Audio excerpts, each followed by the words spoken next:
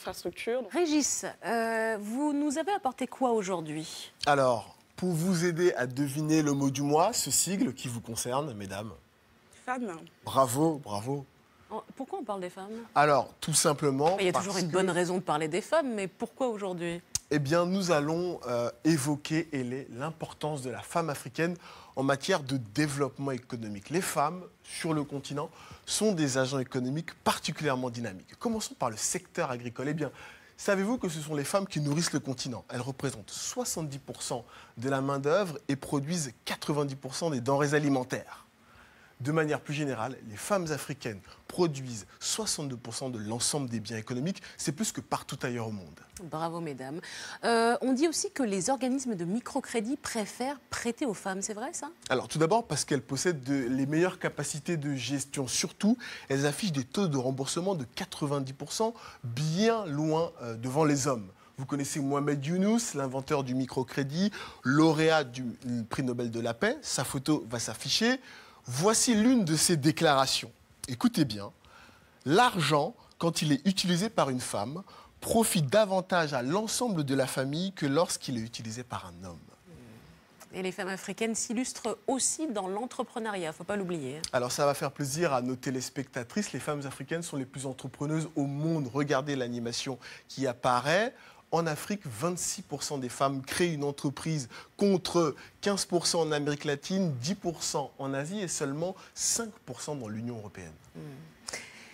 Est-ce qu'on peut parler de la place des femmes dans les postes de direction? C'est souvent là où ça coince. Exactement. Alors ça vous concerne directement. On va pour ce faire consulter les résultats d'une étude du cabinet McKinsey, leader du conseil en stratégie. Il compare différentes régions du monde. Regardez bien sur les écrans, on va s'intéresser à deux variables. En rouge, la proportion de femmes qui sont PDG dans une région donnée. En rose, là, le pourcentage de femmes qui siègent dans les comités de direction. Eh bien, regardez, c'est en Afrique et aux États-Unis que la proportion de femmes PDG est la plus importante, 5%, alors que la moyenne mondiale, c'est 4%. Pour ce qui est des comités de direction, l'Afrique est deuxième, avec 23% de femmes. La moyenne mondiale, c'est 20%. On a une idée aujourd'hui des pays africains qui seraient en avance en matière d'égalité hommes-femmes? Oui, découvrons-les à l'aide de l'indice d'égalité des genres développé par la Banque africaine de développement. Il mesure des critères tels que l'accès à l'emploi ou encore l'équité des salaires. On aboutit à la carte suivante. Plus la couleur est foncée, meilleure est l'égalité entre les hommes et les femmes. Alors, parmi les pays qui offrent aux femmes les meilleures opportunités économiques, on peut citer la République démocratique du Congo, la Centrafrique, la Tanzanie, le Tchad. Certains d'entre eux ont même mis au point des programmes pour soutenir les femmes dans le domaine agricole, notamment à l'instar du Botswana, où désormais les femmes contrôlent 30% des terres contre 15% à l'échelle du continent.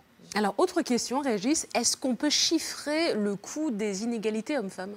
Les Nations Unies l'ont fait. Elles estiment que les inégalités entre les genres occasionnent un manque à gagner annuel de 95 milliards de dollars en Afrique subsaharienne. Réduire les écarts est donc impératif pour notre développement. Là, je vais me tourner vers vous. J'aimerais savoir si le fait d'être une femme a été un handicap dans votre carrière. Alors c'est intéressant parce que je pense qu'au départ, pour moi, c'était un non-sujet.